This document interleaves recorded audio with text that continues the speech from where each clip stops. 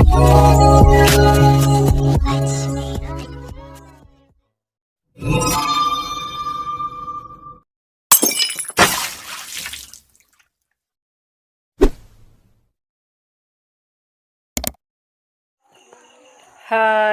ನಾನು ನಿಮ್ಮ ವಿಜಯ. ನೀವು ನೋಡ್ತಿದ್ದೀರಾ ವಿಜಯ ಲಾಕ್ಸ್. ಅಂಗನವಾಡಿಯಲ್ಲಿ ಒಂದು ಪ್ರೋಗ್ರಾಮ್ ಉಂಟು, ಅದಕ್ಕೆ ಕರೆದಿದ್ದಾರೆ. ಏನೆಲ್ಲ ಮಾತಾಡ್ತಾರೆ ನೋಡುವ. ಸದುಪಯೋಗವನ್ನು ನೀವು ಪಡೆದುಕೊಳ್ಬೇಕು. ಯಾರು ಇದನ್ನು ಇದರಿಂದ ವಂಚಿತರಾಗಬಾರ್ದು. ಇದು ನಿಮ್ಮ ಅಂಗನವಾಡಿ ಕೇಂದ್ರದಲ್ಲಿ ನಿಮ್ಮನ್ನು ಕರೆದು ಅಂಗನವಾಡಿಯ ಟೀಚರ್ಗಳು ಕೊಡ್ತಿದ್ದಾರೆ. ಇದರ ಉಪಯೋಗವನ್ನು ನೀವು ಪಡೆದುಕೊಳ್ಬೇಕು. ಮತ್ತೆ ನಮ್ಮ ಹಿಂದಿನ ಈಗಲೂ ಈ ಹಳ್ಳಿ ಕಡೆಯಲ್ಲಿ ಕೆಲವು ಕಡೆಯಲ್ಲಿ 10% ಮಕ್ಕಳು ಈಗಲೂ ಹಸುನೀಗುತ್ತಿದ್ದಾರೆ, ಈಗಲೂ ಅಪೌಷ್ಟಿಕತೆಯಿಂದ ಇದ್ದಾರೆ ಎನ್ನುವ ದೃಷ್ಟಿಯಿಂದ ನಿಮ್ಗೆ ಎಲ್ಲರಿಗೂ ಇದರ ಸದುಪಯೋಗ ಪಡೆದುಕೊಳ್ಳಿ. ನಮ್ಮ ಮೋದಿಯವರಿಗೂ ಅಭಿನಂದನೆ ಸಲ್ಲಿಸುತ್ತಾ, ನಿಮ್ಗೆಲ್ಲರಿಗೂ ಬಂದಂತವರಿಗೆಲ್ಲರಿಗೂ ಅಭಿನಂದನೆ ಸಲ್ಲಿಸುತ್ತಾ, ನಮ್ಮ ಅಂಗನವಾಡಿ ಕಾರ್ಯಕರ್ತರು ತುಂಬಾನೇ ಈ ಬಗ್ಗೆ ಶ್ರಮಿಸುತ್ತಿದ್ದಾರೆ. ನಾನು ನೋಡಿದ್ದೇನೆ, ಮನೆ ಮನೆಗೆ ಹೋಗಿ ಹೇಳುವಂತ ಕೆಲಸವನ್ನು ಮಾಡ್ತಾರೆ. ಇವಾಗ ಕೊರೋನಾದಿಂದ ನಿಜವಾಗಿ ಸಮಸ್ಯೆ ಇದೆ, ಆದ್ರೂ ಅವರ ಏನು ಕರ್ತವ್ಯ ಇದೆ ಅದನ್ನು ಅವರು ಒಳ್ಳೆ ರೀತಿಯಲ್ಲಿ ಪಾಲಿಸುತ್ತಿದ್ದಾರೆ. ಅವರಿಗೆ ಮಗದೊಮ್ಮೆ ನಾನು ಅಭಿನಂದನೆ ಸಲ್ಲಿಸುತ್ತಾ, ನಮ್ಗೆ ಈ ಎಲೆಕ್ಷನ್ ನ ಸಮಯದಲ್ಲಿ ಕೂಡ ಅವರು ಮನೆ ಮನೆಗೆ ಹೋಗಿ ಈ ವೋಟರ್ ಲಿಸ್ಟ್ ವಿತರಣೆ ಮಾಡೋದಿರ್ಬೋದು, ವೋಟರ್ ಲಿಸ್ಟ್ ಗೆ ಸೇರ್ಪಡೆ ಇರ್ಬೋದು, ಇದೆಲ್ಲ ತುಂಬಾ ಕೆಲಸ ಮಾಡ್ತಿರ್ತಾರೆ ಅವರು. ಅವರಿಗೆ ದೇವರು ಆರೋಗ್ಯ ಕೊಡ್ಲಿ. ಯಾಕಂತ ಹೇಳಿದ್ರೆ ನಮ್ಮೆಲ್ಲರ ಆರೋಗ್ಯ ಮುಖ್ಯ. ನಾವು ಆರೋಗ್ಯದಿಂದ ಇದ್ರೆ ಮಾತ್ರ ನಾವು ನಮ್ಮ ಏನು ಕೆಲಸ ಇದೆ, ಕೆಲಸ ಕಾರ್ಯಗಳಿದೆ ಅದನ್ನು ಮಾಡಬಹುದು. ಹಾಗಾಗಿ ನಿಮ್ಮೆಲ್ಲರ ಆರೋಗ್ಯವು ದೇವರು ನಿಮಗೆ ಆರೋಗ್ಯವನ್ನು ಕೊಡ್ಲಿ. ನಿಮ್ಮ ಈ ಬಾಣಂತಿಯರಿರ್ಬೋದು, ಮಕ್ಕಳಿರ್ಬೋದು, ಗರ್ಭಿಣಿಯರಿರ್ಬೋದು, ನಿಮ್ಮೆಲ್ಲರ ಆರೋಗ್ಯ ಮುಖ್ಯ. ಇಂದಿನ ಮಕ್ಕಳೇ ಮುಂದಿನ ಭವಿಷ್ಯ ದೇಶ. ಹಾಗಾಗಿ ಈ ಮಕ್ಕಳ ಆರೋಗ್ಯ. ಪುರಸಭಾ ಅಧ್ಯಕ್ಷರಾದಂತಹ ಪ್ರಸಾದ್ ಸರ್ ಅವರಿಗೆ ತುಂಬ ಹೃದಯದ ಧನ್ಯವಾದವನ್ನು ಅರ್ಪಿಸ್ತಾ ಇದ್ದೀನಿ. ಈಗ ಮುಂದಿನ ಮೇಡಮ್ ಟೀಚರ್ ಸರ್ ಬನ್ನಿ, ಅಧ್ಯಕ್ಷರು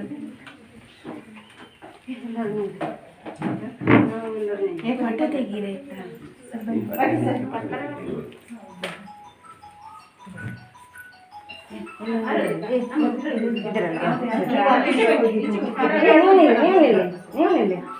ಫೋಟೋ ಬರ್ಬೇಕು. ಒಂದು ತೆಗಿಯಂತೆ, ಮತ್ತೆ ನೀನೊಮ್ಮೆ ಸೇರಂತೆ. ಇದಕ್ಕೆ ಒಂದು ತೆಗಿಯಂತೆ. ತೆಗಿತಾ ಇದ್ದಾರೆ ನೋಡಿ. ಇವರಲ್ಲಿ ಕೊಡಿ, ಇವರಲ್ಲಿ ಕೊಡಿ, ಮತ್ತೆ ಅವರಿಗೆ ಲೇಟ್ ಆಗ್ತದಲ್ಲ.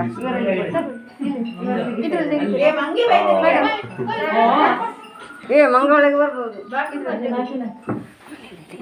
ನಿಲ್ಲಿ ಬೇಗ, ಅವ್ರಿಗೆ ಗೊತ್ತಾಗ್ತದೆ ಪಾಪ.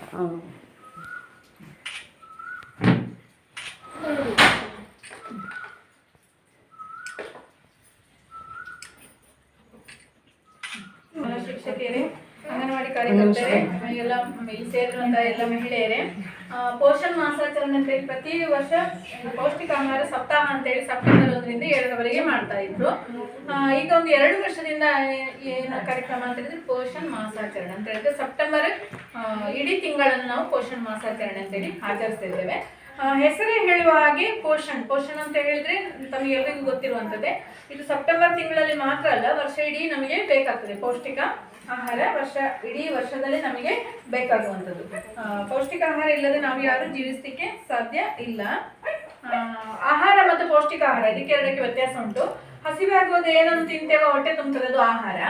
ಪೌಷ್ಟಿಕ ಆಹಾರ ಅಂತ ಹೇಳಿದ್ರೆ ನಮ್ಮ ದೇಹದ ಬೆಳವಣಿಗೆ ಮತ್ತೆ ರಕ್ಷಣೆ ಮತ್ತೆ ಕಾರ್ಯಚಟುವಟಿಕೆಗೆ ಎಲ್ಲದಕ್ಕೂ ಬೇಕಾಗುವಂತ ದೇಹದ ಒಳ ಅಂಗ ಇರ್ಬೋದು, ದೇಹದ ಹೊರ ಅಂಗಗಳು ಎಲ್ಲ ರಕ್ಷಣೆ ಮತ್ತೆ ಇದು ಏನು ಕಾರ್ಯ ಚಟುವಟಿಕೆಗಳನ್ನು ಮಾಡಲಿಕ್ಕೆ ಸರಿಯಾದ ರೀತಿಯಲ್ಲಿ ಸಮತೋಲನವಾಗಿ ನಾವು ತೆಗೆದುಕೊಳ್ಳುವಂತಹ ಆಹಾರವನ್ನು ಪೌಷ್ಟಿಕ ಆಹಾರ ಅಂತ ಹೇಳಿ ಕರಿತೇವೆ. ಆಹಾರ ಮತ್ತು ಪೌಷ್ಟಿಕ ಆಹಾರದ ಬಗ್ಗೆ ನಮಗೆ ಖಂಡಿತವಾಗಿ ತಿಳುವಳಿಕೆ ಇರಬೇಕು. ಯಾಕಂತ ಹೇಳಿದ್ರೆ ಮುಖ್ಯವಾಗಿ ಇಂಥ ಕಾರ್ಯಕ್ರಮಗಳನ್ನು ಮಾಡುವ ಉದ್ದೇಶ ಏನಂತ ಹೇಳಿದ್ರೆ ಶಿಶು ಮರಣ ಮತ್ತು ತಾಯಂದಿರ ಮರಣ ಮತ್ತು ಅಪೌಷ್ಟಿಕತೆ ಇದನ್ನು ತಡೆಗಟ್ಟುವ ಉದ್ದೇಶದಿಂದ. ಅಪೌಷ್ಟಿಕತೆ ಇದ್ರೆ ಏನಾಗ್ತದೆ, ಗರ್ಭಿಣಿ ತಾಯಿಗೆ ಅಪೌಷ್ಟಿಕತೆ ಇದ್ರೆ ಹುಟ್ಟುವ ಮಗು ಇದು ತೂಕ ಕಡಿಮೆ ಆದ ಮಗು ಹುಟ್ಟಬಹುದು, ದಿನ ತುಂಬುವ ಮೊದಲೇ ಹೆರಿಗೆ ಆಗ್ಬಹುದು, ರಕ್ತಹೀನತೆಯಿಂದ ಬಳಲಬಹುದು ಗರ್ಭಿಣಿ. ಇದೆಲ್ಲ ಸಮಸ್ಯೆಗಳನ್ನು ನಿವಾರಿಸಬೇಕಿದ್ರೆ ನಾವು ಏನು ಮಾಡಬೇಕು, ಪೋಷಣಯುಕ್ತ ಆಹಾರ, ಪೌಷ್ಟಿಕಾಂಶಯುಕ್ತ ಆಹಾರದ ಬಗ್ಗೆ ನಾವು ತಿಳುವಳಿಕೆ ಹೊಂದಿರಬೇಕು. ನಮ್ಮ ಇದು ಏನಾಗಿದೆ ಅಂತ ಹೇಳಿದ್ರೆ ಅನಾರೋಗ್ಯದ ಸಮಸ್ಯೆ ಇಡೀ ನಮ್ಮ ದೇಶವನ್ನು ಪ್ರಪಂಚವನ್ನೇ ಕಾಡ್ತಾ ಇದ್ರು ಕೂಡ ನಮಗೆ ಆರೋಗ್ಯದ ಬಗ್ಗೆ ಮಾಹಿತಿ ತಗೊಳ್ಳಿಕ್ಕೆ ಟೈಮ್ ಇರೋದಿಲ್ಲ. ನಮಗೆ ಹೇಳಲಿಕ್ಕೆ ಟೈಮ್ ಇರ್ತದೆ, ಯಾಕೆ ಗೊತ್ತಾ, ಇಲ್ಲಿ ಹೇಳಿದ್ರು ಟೀಚರ್ ಒಂದು 5 ಕಡೆಯವರು ಸೇರಿ ನಾವು ಮಾಡುದು ಅಂತ, ಅದಕ್ಕೆ ನಾನು ಬಂದದ್ದು. ಇಲ್ಲಾಂದ್ರೆ ನಾನು ಖಂಡಿತ ಬರ್ತಿರ್ಲಿಲ್ಲ. ಯಾಕೆಂತ ಹೇಳಿದ್ರೆ ನಮ್ಮ ಕೆಲಸವನ್ನು ನಾವು ಅಲ್ಲಿ ಇದು ಮಾಡಿ ಬಂದದ್ದು. ಈಗ ಪುನಃ ಬರ್ತೇನೆ ಅಂತ ಹೇಳಿಕೊಂಡು ಈ ಒಂದು ಇದರಿಂದ ಏನಾಗ್ತದೆ ಗೊತ್ತಾ, ಕೆಲವರಿಗೆ ಖಂಡಿತವಾಗಿ ತುರ್ತು ಕೆಲಸ ಇರ್ತದೆ, ಮತ್ತೆ ಕೆಲವರಿಗೆ ತುರ್ತು ಕೆಲಸ ಇರುವುದಿಲ್ಲ, ಆ ವಿಷಯ ಅಷ್ಟು ಬೇಕಾಗುದಿಲ್ಲ ಅವರಿಗೆ.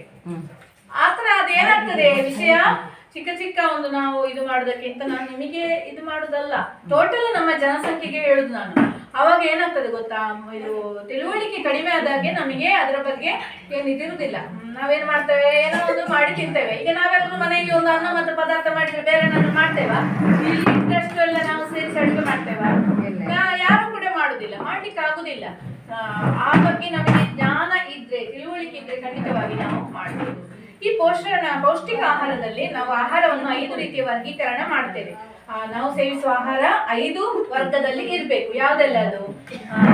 ಏಕದಳ ಧಾನ್ಯಗಳಾದ ಕಾರ್ಬೋಹೈಡ್ರೇಟ್ ಅಂದ್ರೆ ಶರ್ಕರ ಪಿಷ್ಟ ಅಂತ ನಾವು ಕರಿತೇವೆ. ಉದಾಹರಣೆಗೆ ಗಂಜಿ, ರಾಗಿ, ಗೋಧಿ, ಇದನ್ನ ಯಾವ್ದನ್ನಾದ್ರೂ ಒಂದು ಬೇಯಿಸಿ ಉಪ್ಪಾಕಿ ತಿಂದ ಕೂಡಲೇ ಆಯ್ತು ಮೇಡಮ್, ಉಪ್ಪಾಕಿ ತಿಂದ ಕೂಡಲೇ ನಮಗೆ ಹೊಟ್ಟೆ ತುಂಬುತ್ತದೆ ಖಂಡಿತ. ಆದ್ರೆ ನಮ್ಮ ದೇಹಕ್ಕೆ ಅದು ಸಾಕಾಗುದಿಲ್ಲ. ಅದರ ಒಟ್ಟಿಗೆ ಪ್ರೋಟೀನ್ ಬೇಕು ನಮಗೆ. ಪ್ರೋಟೀನ್ ಯಾಕೆ ಬೇಕು? ದೇಹದ ಬೆಳವಣಿಗೆಗೆ ಬೇಕು. ಈ ಕಾರ್ಬೋಹೈಡ್ರೇಟ್ ನಮಗೆ ಶಕ್ತಿಯನ್ನು ತುಂಬುತ್ತದೆ. ಗಾಡಿ ಪೆಟ್ರೋಲ್ ಖಾಲಿ ಆದಾಗ ಇದು ಪುಯಲ್ ಹಾಕಿದ್ರೆ ಸುಳ್ಳು ಪುನಃ ಓಡ್ತದೆ. ಹಸಿವಾದಾಗ ಗಂಜಿಗೆ ಒಂದು ಚೂರು ಉಪ್ಪು ಹಾಕಿ ಒಂದು ಮೆಣಸು ಹಾಕಿ ಊಟ ಮಾಡಿದ್ರೆ ಹೊಟ್ಟೆ ತುಂಬುತ್ತದೆ, ಸ್ವಲ್ಪ ಕೆಲಸ ಮಾಡ್ಬೋದು. ಆದ್ರೆ ಸರಿಯಾಗಿ ಅದು ನಮಗೆ ಸಾಕಾಗುದಿಲ್ಲ. ಆದ ಕಾರಣ ನಾವು ಸೇವಿಸುವ ಆಹಾರದಲ್ಲಿ ಶರ್ಕರ ಪಿಷ್ಟ, ಪ್ರೋಟೀನು, ಕೊಬ್ಬು, ಮತ್ತೆ ವಿಟಮಿನ್ ಮತ್ತೆ ಮಿನರಲ್. ವಿಟಮಿನ್ಸ್ ಅಂದ್ರೆ ಎಲ್ರಿಗೂ ಗೊತ್ತುಂಟು ನಿಮಗೆ. ಮಿನರಲ್ ಅಂತ ಹೇಳಿದ್ರೆ ಖನಿಜ ಲವಣಗಳು. ಅದೇ ರೀತಿ 5 ರೀತಿಯ ಆಹಾರದ ವರ್ಗೀಕರಣ, ಜೊತೆಗೆ ಸರಿಯಾಗಿ ನೀರು ಕುಡಿಯುವುದು. ಒಟ್ಟು 6 ರೀತಿಯ ಪದಾರ್ಥಗಳನ್ನು ನಾವು ದಿನನಿತ್ಯ ಸೇವಿಸಬೇಕಾಗ್ತದೆ. 6 ರೀತಿಯ ಪದಾರ್ಥ ಅಂತ ಹೇಳಿದ್ರೆ 6 ರೀತಿ ಮಾಡುದಲ್ಲ, ನಾವು ಸೇವಿಸುವ ಆಹಾರದಲ್ಲಿ ಅಂತ ವರ್ಗೀಕರಣವನ್ನು ನಾವು ನಮಗೆ ನಾಲೆಜ್ ಅಲ್ಲಿ ಇಟ್ಟುಕೊಂಡು ನಾವು ಅಡುಗೆ ಮಾಡಬೇಕು. ಏನ್ ಮಾಡ್ಬೋದು? ಅಕ್ಕಿ ಮಾತ್ರ ಬಳಸುವ ಜೊತೆಗೆ ರಾಗಿ, ಗೋಧಿ ಬಳಸಬಹುದು. ಏಕದಳ ಧಾನ್ಯಗಳು 2-3 ಬಗೆಯ ಏಕದಳ ಧಾನ್ಯಗಳನ್ನು ಬಳಸುವಂಥದ್ದು. ಜೋಳ ಬಳಸಬಹುದು. ಆಯ್ತಾ? ಪ್ರೋಟೀನ್ ಅಂತ ಹೇಳಿದ್ರೆ ಯಾವ್ದನ್ನ 2 ಮಾಡ್ಲಿಕ್ಕತ್ತದ ಅದೆಲ್ಲ ಪ್ರೋಟೀನ್. ನೆಲಕಡಲೆ ಇರ್ಬೋದು, ಏನು ಹೆಸರು ಕಾಳು ಇರ್ಬೋದು, ಮತ್ತೇನು ಬಟಾಣಿ ಇರ್ಬೋದು, ಅಲಸಂದೆ ಕಾಳು ಇರ್ಬೋದು. ಇದನ್ನೆಲ್ಲ 2 ಮಾಡ್ಬೋದಲ್ವಾ? ಇದನ್ನೆಲ್ಲ ನಾವು ಪ್ರೋಟೀನ್ ಅಂತ ಕರಿತೇವೆ. ಈ ಪ್ರೋಟೀನ್ ಯಾಕೆ ಬೇಕು? ದೇಹದ ಬೆಳವಣಿಗೆಗೆ ಮತ್ತು ಸವೆದು ಹೋದ ಅಂಗಗಳ ರಿಪೇರ್ ಮಾಡ್ಲಿಕ್ಕೆ. ನಮ್ಮ ದೇಹದಲ್ಲಿ ಪ್ರತಿದಿನ ಹೊರಗೆ ನಮಗೆ ಕಾಣುವಾಗೆ ಕಾಣದಾಗೆ ಅಂಗಾಂಶಗಳು ನಶಿಸ್ತವೆ. ಅಂಗಾಂಶಗಳು ನಶಿಸಿ ಹೋದದ್ದು ಪುನಃ ಬೆಳವಣಿಗೆ ಆಗ್ಬೇಕು ಹೊಸದಾಗಿ. ಅಂಗಾಂಶಗಳು ಇದಾದದ್ದು ಹಾಗೇನೆ ನಮ್ಮ ದೇಹದಲ್ಲಿ ಉಳಿದ್ರೆ ಏನ್ ಕಾಯಿಲೆ ಬರ್ತದೆ? ನಮಗೆ ಏನ್ ಕಾಯಿಲೆ ಬರ್ತದೆ? ನಮ್ಮ ದೇಹದಲ್ಲಿ ಎಲ್ಲ ಬೇಡದ ಇದು ಅಂಗಾಂಶಗಳೆಲ್ಲ ಹಾಗೇನೆ ಇದನ್ನ ಹಾಳಾದದ್ದೆಲ್ಲ ಉಳಿತದಪ್ಪ, ಹೊರಗೆ ಹೋಗುದಿಲ್ಲ, ವಿಸರ್ಜಿಸಲ್ಪಡುವುದಿಲ್ಲ, ಹೊಸ್ತು ಹುಟ್ಟುದಿಲ್ಲ. ಆಗ ಏನಾಗ್ಬೋದು ನಮಗೆ? ಹೊಸ್ತು ಹುಟ್ಟುದಂತ ಹೇಳಿದ್ರೆ ಹೊಸ ಕಿಡ್ನಿ, ಹೊಸ ಲಿವರ್ ಆಗಿ ಹುಟ್ಟುದಿಲ್ಲ, ಅದರಲ್ಲಿ ಸ್ವಲ್ಪ ಡ್ಯಾಮೇಜ್ ಆದದ್ದು ಅದು ಏನು ರಿಪೇರ್ ಆಗಿ ಸರಿ ಆಗ್ತದೆ. ಅದು ಒಂದು ವೇಳೆ ಹಾಗೆ ಆಗದ್ರೆ ಏನು ರೋಗ ಬರ್ತದೆ? ಕ್ಯಾನ್ಸರ್ ಕೇಳಿದ್ದೀರಾ? ಕ್ಯಾನ್ಸರ್ ಬರ್ತದೆ. ಅದು ನಮ್ಮ ದೇಹದಲ್ಲಿ ಏನಾಗ್ತದೆ, ಅಲ್ಲೇ ಉಳಿದು ಅದು ಏಡಿ ತರ ಅಂಗಾಂಗಗಳು ಬೆಳೀತಾ ಹೋಗ್ತದೆ. ಅದೆಲ್ಲ ನಮಗೆ ಗೊತ್ತಿರಬೇಕು. ಅದನ್ನೆಲ್ಲ ನಾವು ನಿಯಂತ್ರಿಸಬೇಕಿದ್ರೆ ಸರಿಯಾದ ರೀತಿಯಲ್ಲಿ ಆಹಾರವನ್ನು ಸೇವಿಸುವ ಅಭ್ಯಾಸವನ್ನು ಮಾಡಬೇಕು. ಆದ ಕಾರಣ ಆಹಾರದಿಂದಲೇ ಆರೋಗ್ಯ ಅಂತ ಹೇಳ್ತೇವೆ. ಮಾತ್ರೆಯಿಂದ ಆರೋಗ್ಯ ಅಲ್ಲ. ನಮಗೆ ಏನೋ ಒಂದು ಸೇವಿಸ್ತೇವೆ, ಪುರ್ಸೊತ್ತಾಗುದಿಲ್ಲ ಅಡಿಗೆ ಮಾಡ್ಲಿಕ್ಕೆ. ನಾನು ಕೂಡ ಮಾಹಿತಿ ಕೊಡ್ತೇನೆ, ಮನೆಯಲ್ಲಿ ಏನ್ ಮಾಡ್ಲಿಕ್ಕೆ ಪುರ್ಸೊತ್ತಾಗುದಿಲ್ಲ, ಈ ತರ ಮಾಡಿದ್ರೆ ತುಂಬಾ ಉಂಟು. ಹದಿಹರೆಯದ ಹೆಣ್ಣು ಮಕ್ಕಳಿಗೆ ಕೂಡ ಪ್ರೋಟೀನ್ ಅಗತ್ಯತೆ ಉಂಟು. ಇನ್ನೊಂದು ಕೊಬ್ಬು ಯಾಕೆ ಬೇಕು? ಕೊಬ್ಬು ಅಂತ ಹೇಳಿದ್ರೆ ಯಾವುದು? ಎಲ್ಲ ಎಣ್ಣೆ ಬೀಜಗಳು. ಯಾವ್ದೆಲ್ಲ? ತೆಂಗಿನಕಾಯಿ ಇರ್ಬೋದು, ಕೊಪ್ಪರ ಮಾಡಿ ಎಣ್ಣೆ ಮಾಡ್ತೇವಲ್ಲ ಅದು, ಮತ್ತೆ ಸಾಸಿವೆ, ನೆಲಕಡಲೆ, ಮತ್ತೆ ಬೇರೆ ಯಾವ್ದೆಲ್ಲ ಉಂಟು? ಸೋಯಾಬೀನ್, ಸೋಯಾಬೀನ್ ಅಲ್ಲ, ಇದು ಏನು ಸೂರ್ಯಕಾಂತಿ, ಇದು ಅದರಿಂದ ಎಣ್ಣೆ ಮಾಡ್ತೇವಲ್ಲ, ಅದರ ಹೂ, ಅದರ ಬೀಜ, ಇದೆಲ್ಲ ಎಣ್ಣೆಯ ಬೀಜಗಳು. ಅದರಲ್ಲೆಲ್ಲ ಕೊಬ್ಬಿನ ಅಂಶ ಉಂಟು. ಮತ್ತೆ ಅದೇ ರೀತಿ ಇದಕ್ಕೆ ಸಸ್ಯಜನ್ಯ ಕೊಬ್ಬು ಅಂತ ಹೇಳ್ತೇವೆ ನಾವು. ಇನ್ನೊಂದು ಪ್ರಾಣಿಜನ್ಯ ಕೊಬ್ಬು. ಪ್ರಾಣಿಜನ್ಯ ಕೊಬ್ಬು ಅಂತ ಹೇಳಿದ್ರೆ ನಮಗೆ ಗೊತ್ತುಂಟು, ಮೊಟ್ಟೆ ಇರ್ಬೋದು, ಮೀನು, ಮಾಂಸ, ಇದು ಅಲ್ವಾ? ಅದೇ ರೀತಿ ಹಾಲು ಮತ್ತೆ ಹಾಲಿನ ಉತ್ಪನ್ನಗಳು, ಇದೆಲ್ಲ ಕೊಬ್ಬಿನ ಅಂಶ ಬರ್ತದೆ. ಮತ್ತೆ ಅದೇ ರೀತಿ ವಿಟಮಿನ್ಗಳು ಯಾಕೆ ಬೇಕು? Vitamin A, B, C, D, E ಮತ್ತೆ ಕೆ ಅಂತ ಉಂಟು. ಇಷ್ಟು ವಿಟಮಿನ್ಗಳು ನಮ್ಮ ದೇಹಕ್ಕೆ ಬೇಕು. ಇದೆಲ್ಲ ಮೈಕ್ರೋಗ್ರಾಮ್ಗಳಲ್ಲಿ ನಮ್ಮ ಬಾಡಿಗೆ ಸಾಕಾಗ್ತದೆ. ಸ್ವಲ್ಪ ಬೇಕಾಗುದು, ಹೆಚ್ಚು ಬೇಕಾಗುದಿಲ್ಲ. ಆದ್ರೆ ಇದರ ಕೊರತೆ ಆದ್ರೆ ಏನಾಗ್ತದೆ ಗೊತ್ತುಂಟ? ಸಮಸ್ಯೆ ದೊಡ್ಡದಾಗ್ತದೆ. ಈಗ ಉದಾಹರಣೆಗೆ ಇದು ವಿಟಮಿನ್ ಎ ಡಿಫಿಷಿಯನ್ಸಿ ಆದ್ರೆ, ವಿಟಮಿನ್ ಎ ಕೊರತೆ ಆದ್ರೆ ಏನ್ ಬರ್ಬೋದು? ಮಕ್ಕಳಿಗೆ ಕಣ್ಣಿಗೆ ಸಂಬಂಧಪಟ್ಟ ಹಾಗೆ ತೊಂದರೆಗಳು ಬರ್ಬೋದು. ಅಂತ ವಿಟಮಿನ್ ಎ ಕೊರತೆ ಆದಂತಹ ಮಗು ಈಗ ಒಂದು 40 ವರ್ಷ ಆಗುವಾಗ, ಒಂದು 35-40 ಆಗುವಾಗ, ಈಗ ರಾತ್ರಿ ಸಡನ್ ಕರೆಂಟ್ ಹೋದ್ರೆ ನಾವು ಹೀಗೆ ಮಾಡಿಕೊಂಡು ನಡೆಯುವುದಿಲ್ವಾ ಕತ್ಲೆಯಲ್ಲಿ, ಅಲ್ಲೇ ಏನಾದ್ರೂ ಬೀಳುವುದಿಲ್ಲ ಯಾರು ಕೂಡ. ಅಂದ್ರೆ ನಮಗೆ ಅಷ್ಟು ಕೆಪಾಸಿಟಿ ಇರ್ತದೆ. ಕತ್ತಲೆಯಲ್ಲಿ ಕೂಡ ನಾವು ಆಚೆ ಈಚೆ ಕತ್ಲೆಯಲ್ಲಿ ನಡ್ಕೊಂಡು ಹೋಗ್ತೇವೆ ನಾವು.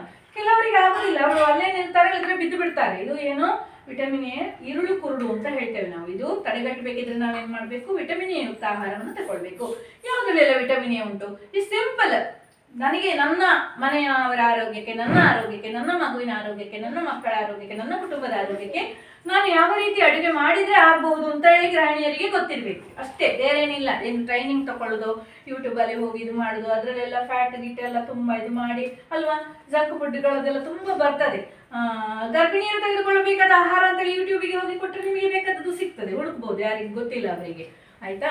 ವಿಟಮಿನ್ ಎ ಯುಕ್ತ ಆಹಾರ ಇಂಥದ್ದು. ಯಾವುದ್ರಲ್ಲೆಲ್ಲ ಹಳದಿ ಹಣ್ಣು ಇರ್ತದಲ್ವಾ, ಹಳದಿ ಸೊಪ್ಪಿರುವುದು, ಹಳದಿ ಸೊಪ್ಪಿಲ್ಲ, ಹಣ್ಣು ಮತ್ತೆ ತರಕಾರಿಗಳು. ತರಕಾರಿ ಚೀನಿಕಾಯಿ, ಕ್ಯಾರೆಟ್, ಇದೆಲ್ಲ ಹಳದಿ ಹಣ್ಣು ಎಲ್ಲ ಬರ್ತದೆ, ನಿಮಗೆ ಗೊತ್ತಿದೆ. ಅದೇ ರೀತಿ ಸೊಪ್ಪಿನಲ್ಲಿ ಕೂಡ ಸ್ವಲ್ಪ ವಿಟಮಿನ್ ಎ ಅಂಶ ಇರ್ತದೆ. ಇನ್ನು ಬಿ, ಅದನ್ನು ಇದು ವಿಸ್ತಾರವಾಗಿ ಹೇಳಿಕ್ಕೆ ಹೋಗುದಿಲ್ಲ. ಬಿ ಮತ್ತೆ ಸಿ ಎಲ್ಲ, ಡಿ ಮತ್ತೆ ಇ, ಕೆ ಎಲ್ಲ ಇರ್ತದೆ ವಿಟಮಿನ್. ವಿಟಮಿನ್ ಡಿ ಡಿಫಿಷಿಯನ್ಸಿ ಆದ್ರೆ ಏನಾಗ್ತದೆ ಗೊತ್ತುಂಟ? ಗಂಟು ನೋವು ಉಂಟಲ್ಲ, ಹೆಚ್ಚಿನವರಿಗೆ ಇರುದಿಲ್ವ? ಗಂಟು ಕೂತ್ರೆ ಹೇಳಿಕ್ಕೆ ಆಗುದಿಲ್ಲ, ಕಾಲು ನೋವು, ಗಂಟು ನೋವು, ಸೊಂಟ ನೋವು, ಇದೆಲ್ಲ ವಿಟಮಿನ್ ಡಿ ಕಡಿಮೆ ಆದ್ರೆ ದೇಹದಲ್ಲಿ ಇದು ಆಗ್ತದೆ. ವಿಟಮಿನ್ ಡಿ ಯಾವ್ದ್ರಲ್ಲಿ ಇರ್ಬೋದು? ಸೂರ್ಯನ ಬಿಸಿಲಿನಲ್ಲಿ ಇರ್ತದೆ. ಹಾಗಂತೇಳಿ ಮಧ್ಯಾಹ್ನ 12 ಗಂಟೆಗೆ ಹೋಗಿ ಒಳ್ಳೆ ವಿಟಮಿನ್ ಡಿ ಅವ್ರು ಮೇಡಮ್ ಹೇಳಿದ್ದಾರೆ, ವಿಟಮಿನ್ ಡಿ ಒಳ್ಳೆ ಸಿಗ್ತದೆ ಅಂತ ಹೇಳಿ ನಿಂತ್ರೆ ತಲೆ ತಿರುಗಿ ಬೀಳ್ಬೋದು. ಅದಲ್ಲ, ಬೆಳಗಿನ ಬಿಸಿಲು ಮತ್ತು ಸಂಜೆಯ ಬಿಸಿಲು, ಈ 2 ಬಿಸಿಲಿನಲ್ಲಿ ವಿಟಮಿನ್ ಡಿ ಒಳ್ಳೇದಿರ್ತದೆ. ಮತ್ತೆ ಸಿಪ್ಪೆ ಇರುವ ಮೀನುಗಳಲ್ಲಿ, ಸಿಪ್ಪೆ ಅದ್ರಲ್ಲೆಲ್ಲ ಉಂಟು ನಂಗೆ ಗೊತ್ತಿಲ್ಲ, ಚಿಪ್ಪು ಸಿಪ್ಪೆ ಅಂದ್ರೆ ಸಿಪ್ಪೆ ಎಲ್ಲ, ಸೆಗಡಿ, ಏಡಿ ಇಂಥದ್ದೆಲ್ಲ ಅದ್ರಲ್ಲೆಲ್ಲ ಇದೆ. ಮತ್ತೆ ಮೊಟ್ಟೆಯಲ್ಲಿ ಹೆಚ್ಚಿನ ಇದ್ರಲ್ಲಿ. ಆಯ್ತಾ? ಇದೆಲ್ಲ ನಮಗೆ ಗೊತ್ತಿರಬೇಕು. ಅದೇ ರೀತಿ ಆಯ್ತಪ್ಪ, ಅದೆಲ್ಲ ತಿನ್ನೋದವರಿಗೆ ಎಂತ ಮಾಡುದು? ತರಕಾರಿ ತಿನ್ನುವವರಿಗೆ ಏನ್ ಮಾಡ್ಬೇಕಂತ ಹೇಳಿದ್ರೆ, ಈ ಕಾಳುಗಳನ್ನೆಲ್ಲ ನಾವು ಮೊಳಕೆ ಬರಿಸ್ಬೇಕು. ಈ ಮೊಳಕೆ ಬರಿಸಿದಾಗ ನಮಗೆ, ಅದಕ್ಕೆ ಟೀಚರ್ ಎಲ್ಲ ಹೇಳುದು, ಅಂಗನವಾಡಿಯಲ್ಲಿ ಹೆಸರು ಕಾಳೆಲ್ಲ ಮೊಳಕೆ ಬರಿಸಿ ಕೊಡುದು ಯಾಕೆ ಅಂತ ಉದ್ದೇಶಕ್ಕೆ. ಅದರಲ್ಲಿ ಏನಾಗ್ತದೆ, ನಿಮಗೆ ಬೇಕಾದಂತಹ ವಿಟಮಿನ್ಗಳು, ಮಿನರಲ್ಸ್ಗಳು ಎಲ್ಲ ಸಿಗ್ತದೆ. ಆದ ಕಾರಣ ಇದನ್ನು ನಾವು ಅಡುಗೆ ಮಾಡುವಾಗ ಉಪಯೋಗಿಸಬೇಕು. ಹೆಸರು ಕಾಳನ್ನು ಹಾಗೇನೆ ಹಾಕಿದ್ರು ಬೇಯ್ತದೆ, ಪದಾರ್ಥ ಚಂದ ಆಗ್ತದೆ. ಆದ್ರೆ ಅದನ್ನು ಮೊಳಕೆ ಬರಿಸುವುದರಿಂದ ಏನಾಗ್ತದೆ, ಪೌಷ್ಟಿಕಾಂಶ ಹೆಚ್ಚು ನಮಗೆ ಸಿಗ್ತದೆ. ಉದಾಹರಣೆಗೆ ನಾನು ಹೇಳಿದ್ದು ಕಬ್ಬಿಣಾಂಶ. ಇನ್ನೊಂದು ಮುಖ್ಯವಾಗಿ, ಕಬ್ಬಿಣಾಂಶದ ಕೊರತೆ ಆದ್ರೆ ಏನಾಗ್ಬೋದು? ಅದು ಖನಿಜ ಲವಣದಲ್ಲಿ ಬರ್ತದೆ ನಮಗೆ. ಕಬ್ಬಿಣಾಂಶ ಕೊರತೆ ಆದ್ರೆ ಏನಾಗ್ಬೋದು? ನಮಗೆ ರಕ್ತಹೀನತೆ ಬರ್ಬೋದು. ರಕ್ತಹೀನತೆ ಅಂತ ಹೇಗೆ ಗೊತ್ತಾಗೋದು ನಮಗೆ? ರಕ್ತ ಪರೀಕ್ಷೆ ಮಾಡ್ಬೇಕಲ್ವಾ? ಅದು ಪರೀಕ್ಷೆ ಮಾಡುವ ಮೊದಲೇ ನಮಗೆ ಕೆಲವು ಸಿಗ್ನಲ್ಗಳು, ಸೂಚನೆಗಳು ಬರ್ತದೆ. ಏನಿರ್ಬೋದು? ಸುಸ್ತಾಗುದು, 1-4 ಹೆಜ್ಜೆ ನಡೆಯುವಾಗ ಸುಸ್ತಾಗುದು, ಮತ್ತೆ ಸ್ವಲ್ಪ ಕೂಡ ಎತ್ತರದ ಮೆಟ್ಲೆಲ್ಲ ಹತ್ಲಿಕ್ಕೆ ಆಗುದಿಲ್ಲ. ಶಾಲೆಗೆ ಹೋಗುವ ಮಕ್ಕಳಿಗೆ ಪಾಠದಲ್ಲಿ ಆಸಕ್ತಿ ಇರುವುದಿಲ್ಲ. ಮತ್ತೆ ಏನಾಗ್ತದೆ ಅವರಿಗೆ, ಇದು ಅಂದ್ರೆ ರಕ್ತದಲ್ಲಿ ಹಿಮೋಗ್ಲೋಬಿನ್ ಕಡಿಮೆ ಆದ ಕೂಡಲೇ, ರಕ್ತದಲ್ಲಿ ಹಿಮೋಗ್ಲೋಬಿನ್ ಅಂತ ಹೇಳಿದ್ರೆ ಏನು? ರಕ್ತಕ್ಕೆ ಬಣ್ಣ ಕೊಡುವಂತಹ ಒಂದು ವಸ್ತು. ಇದು ಕಡಿಮೆ ಆದ ಕೂಡಲೇ ಏನಾಗ್ತದೆ, ಮೆದುಳಿಗೆ ಆಕ್ಸಿಜನ್ ಹೋಗುದು ಕಡಿಮೆ ಆಗ್ತದೆ. ಆಕ್ಸಿಜನ್ ಅಂದ್ರೆ ಆಮ್ಲಜನಕ, ನಾವೆಲ್ಲ ಆಮ್ಲಜನಕ ಸೇವಿಸಿ ಅಲ್ಲ ಉಸಿರಾಟ ಮಾಡುದು.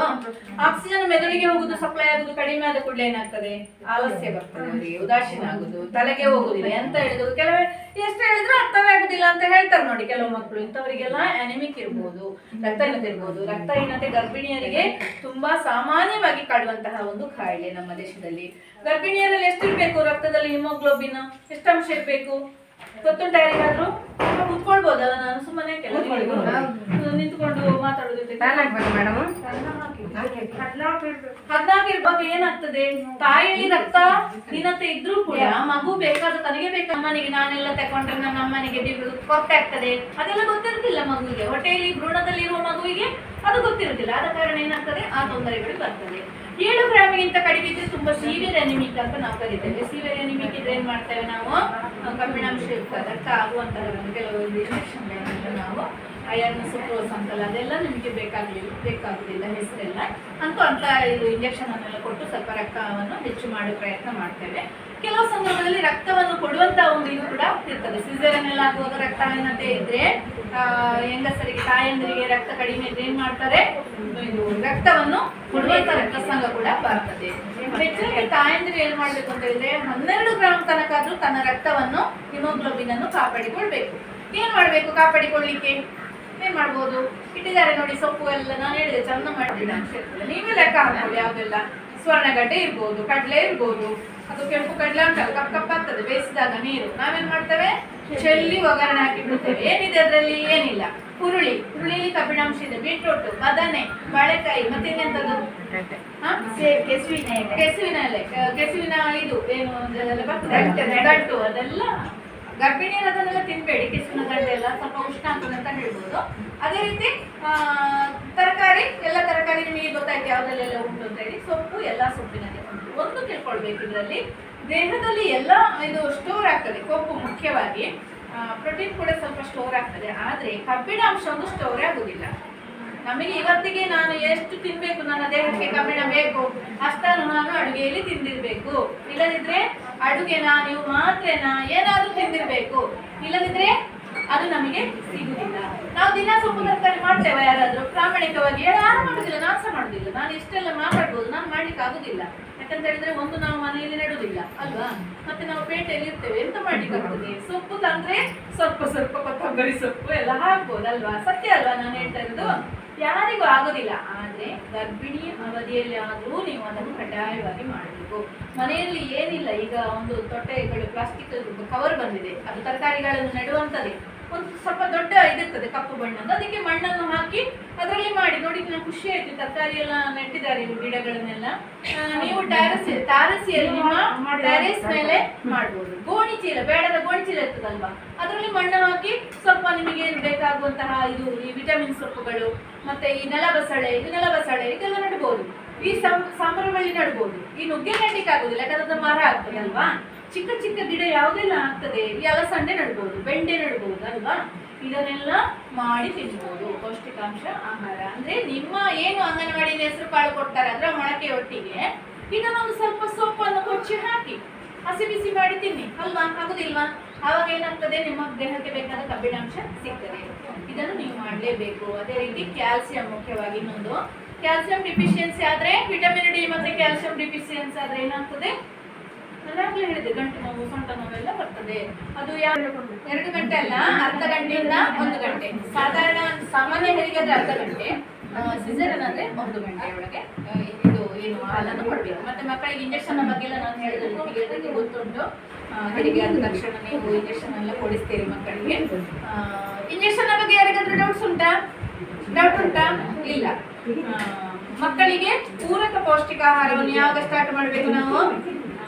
6 ತಿಂಗಳ ನಂತರ. 6 ತಿಂಗಳವರೆಗೆ ಮಗುವಿಗೆ ಎದೆ ಹಾಲನ್ನಲ್ಲದೆ ಬೇರೆ ಏನನ್ನೂ ಕೊಡಬಾರ್ದು. ಯಾಕೆ ಕೊಡಬಾರ್ದು?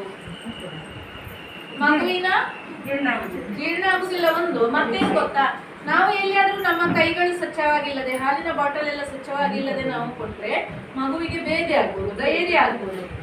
ಶಿಶು ಮರಣಕ್ಕೆ ಕಾರಣ ಒಂದು ಡಯೇರಿಯಾ ಕೂಡ ಆಗಿರ್ತದೆ. ಆದ ಕಾರಣ ಇದನ್ನು ನಿಯಂತ್ರಿಸುವ ಉದ್ದೇಶದಿಂದ ನಾವು 6 ತಿಂಗಳವರೆಗೆ ಮಗುವಿಗೆ ಎದೆ ಹಾಲಲ್ಲದೆ ಬೇರೆ ಏನನ್ನೂ ಕೊಡಬಾರ್ದು. ಒಂದು ಬೊಟ್ಟು ನೀರು ಸಹ ಕೊಡಬಾರ್ದು. ಕೆಲವು ತಾಯಂದಿರು ಇಂಜೆಕ್ಷನ್ಗೆ ಬರುವಾಗ ಬಾಟಲಲ್ಲಿ ಹಾಲು ತರ್ತಾರೆ. ಇನ್ನೂ ಕೆಲವು ತಾಯಂದಿರು ಚಹಾ ತರ್ತಾರೆ, ಲೈಟ್ ಚಹಾ ನಾವೆಲ್ಲ ನೋಡ್ತೇವೆ, ಹಾಲಿನ ಬಾಟಲ್ ಎಲ್ಲ ಹಾಕಿ ತರ್ತಾರೆ. ಇದನ್ನೆಲ್ಲ ಮಾಡಬಾರ್ದು. ಖಂಡಿತವಾಗಿ ಯಾರಾದ್ರೂ ಅಂಥದ್ದಲ್ಲಿ ಅಭ್ಯಾಸ ಇದ್ರೆ ದಯವಿಟ್ಟು ಬಿಟ್ಟು ಬಿಡಿ. ಹಾಲಿನ ಬಾಟಲಲ್ಲಿ 6 ತಿಂಗಳ ನಂತರ ಸಹ ನೀವೇನಾದ್ರೂ ಕೊಡೋದಾದ್ರೆ ಆ ಬಾಟಲ್ ಅನ್ನು ಚೆನ್ನಾಗಿ ತೊಳೆದು ಕುದಿಸ್ತೀರಲ್ರು ಅಲ್ಲ, ಖಾಲಿ ಬಿಸಿನೀರು ಹಾಕಿ ಹೀಗೆ ಮಾಡೋದ? ಖಂಡಿತ ಮಾಡಬಾರ್ದು. ಮಗುವಿನ ಕೈಯಲ್ಲಿ ಕೊಡ್ತಾರೆ, ಆ ನಿಪ್ಪಲನಿಗೆ ಮುಚ್ಚಳ ಹಾಕೋದಿಲ್ಲ, ನಿಪ್ಪಲನ್ನು ಮಗು ಕೈಯಲ್ಲಿ ಮುಟ್ತದೆ, ನಾವು ಕೈಯಲ್ಲಿ ಮುಟ್ತಾ ಇರ್ತೇವೆ, ಕೈಯಲ್ಲಿ ಬೇಕಾದಷ್ಟು ರೋಗಗಳಾಗ್ತದೆ. ನಮ್ಮ ಕೈಗಳು ಸ್ವಚ್ಛವಾಗಿದ್ರೆ ನಮಗೆ 75% ಕಾಯಿಲೆಗಳನ್ನು ನಾವು ನಿಯಂತ್ರಿಸಬಹುದು. ಆದ್ರಿಂದ ಮಕ್ಕಳ ಕೈಯಲ್ಲಿ ಹಾಲಿನ ಬಾಟಲ್ ಅನ್ನು ಕೊಡುದು, ನಾವು ಸಹ ನಿಪ್ಪಲನ್ನೇ ಹೀಗೆ ಮುಟ್ಟುವುದು, ಅದನ್ನೇ ಮತ್ತೆ ಮಗುವಿನ ಬಾಯಿಗೆ ಇಡುದು, ಆಲೋಚನೆ ಮಾಡಿ ನಮ್ಮ ಬೆರಳಲ್ಲಿ ಇದ್ದದೆಲ್ಲ ನಿಪ್ಪಲಿಗೆ ಹೋಯ್ತು, ಮಗುವಿಗೆ ಹೊಟ್ಟೆ ನೋವು ಬೇದಿ ಶುರುವಾಯ್ತು. ಸಿಂಪಲ್ ಅಲ್ವಾ? ಇದನ್ನು ನಿಯಂತ್ರಿಸಬಹುದಲ್ವ ನಮಗೆ? ಇದನ್ನು ನಾವು ಮಾಡಬೇಕು. ಮತ್ತೆ ಮಲಗಿಕೊಂಡು ಎದೆ ಹಾಲನ್ನು ಕೊಡಬಾರ್ದು. ಕೆಲವು ಕಡೆ ಕೇಳಿದ್ದೀರಾ, ರಾತ್ರಿ ಎದೆ ಹಾಲು ಕೊಟ್ಟ 4 ಗಂಟೆಗೆ ಎದ್ದಿದ್ದೇನೆ, ಮಗುಗೆ ಹಾಲು ಕೊಟ್ಟಿದ್ದೇನೆ, ಮತ್ತೆ ಬೆಳಗ್ಗೆ ಹೇಳುವಾಗ ಮಗುವಿನ ಮುಗಲಿ ಬಾಯೆಲ್ಲ ರಕ್ತ ಬಂದಿತ್ತು, ಮಗು ಸತ್ತು ಹೋಗಿದೆ ಅಂತ ಹೇಳ್ತೇವೆ. ಯಾಕೆ ಹೇಳ್ತಿದ್ದು? ಹಾಲು ಮಿಲ್ಕ್ ಆಸ್ಪಿರೇಷನ್ ಅಂತ ಹೇಳ್ತೇವೆ. ಹಾಲು ಶ್ವಾಸಕೋಶಕ್ಕೆ ಹೋಗಿ ಮಗು ಉಸಿರಾಟಕ್ಕೆ ತೊಂದರೆ ಆಗಿ ಮಗು ಸಾವನ್ನಪ್ಪುವುದು. ಇದನ್ನೆಲ್ಲ ನಿಯಂತ್ರಿಸಬೇಕಿದ್ರೆ ನಮಗೆ ಸಲ್ಲಿಸ್ತಾ ನನ್ನ ಮಾತನ್ನು ತೆಗೆದುಕೊಳ್ಳಬೇಕು.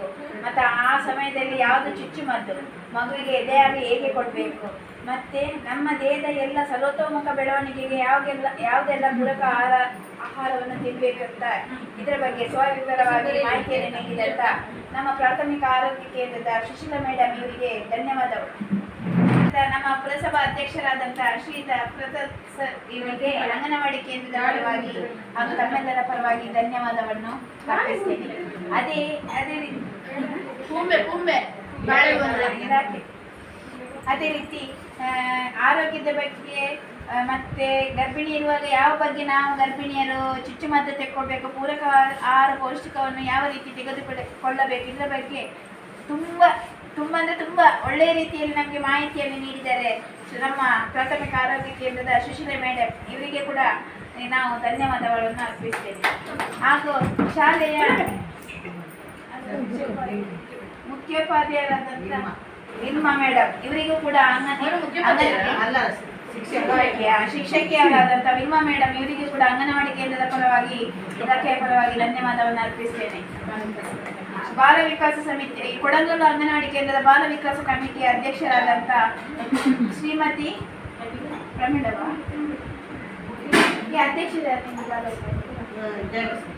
ಜಯಲಕ್ಷ್ಮಿ ಇವರಿಗೂ ಕೂಡ ಅಂಗನವಾಡಿ ಕೇಂದ್ರದ ಪರವಾಗಿ ಇಲಾಖೆಯ ಪರವಾಗಿ ಧನ್ಯವಾದಗಳು. ಹಾಗೂ ಇಲ್ಲಿ ಬಂದಂತ ಎಲ್ಲ ಗರ್ಭಿಣಿಯರಿಗೂ ಮಕ್ಕಳ ತಾಯಂದಿರಿಗೂ ಹಾಗೂ ಸ್ತ್ರೀಶಕ್ತಿ ಸದಸ್ಯರಿಗೂ ಅಂಗನವಾಡಿ ಕೇಂದ್ರದ ಪರವಾಗಿ ಧನ್ಯವಾದ. ಹಾಗೂ ಇಲ್ಲಿ ಸಹಕರಿಸಿದಂತ ಎಲ್ಲ ಅಂಗನವಾಡಿ ಕಾರ್ಯಕರ್ತೆಯರಿಗೂ ಕೂಡ ಧನ್ಯವಾದಗಳು. ಹಾಗೂ ಇಲ್ಲಿನ ಶಿಕ್ಷಕಿಯಾದಂಥ ಫ್ಲೋರಿನ್ ಹಾಗೂ ಸಹಾಯಕಿಯಾದಂಥ ದೇವಕಿ ಇವರಿಗೆ ಕೂಡ ಅಂಗನವಾಡಿ ಕೇಂದ್ರದ ಪರವಾಗಿ ಧನ್ಯವಾದಗಳನ್ನು ಅರ್ಪಿಸುತ್ತೇನೆ.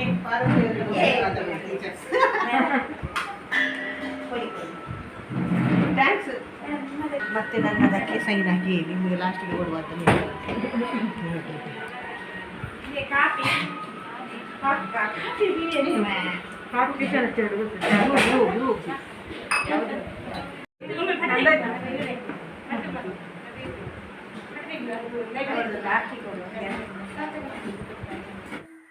ನೋಡಿದ್ರಲ್ಲ, ಗರ್ಭಿಣಿಯರಿಗೆ, ಬಾಣಂತಿಯರಿಗೆ, ಮಕ್ಕಳಿಗೆ ಯಾವ ರೀತಿ ನಾವು ಮಕ್ಕಳನ್ನು ನೋಡಿಕೊಳ್ಬೇಕು ಅನ್ನೋದು ಒಳ್ಳೆಯ ರೀತಿಯ ಮಾಹಿತಿ ನೀಡಿದ್ದಾರೆ.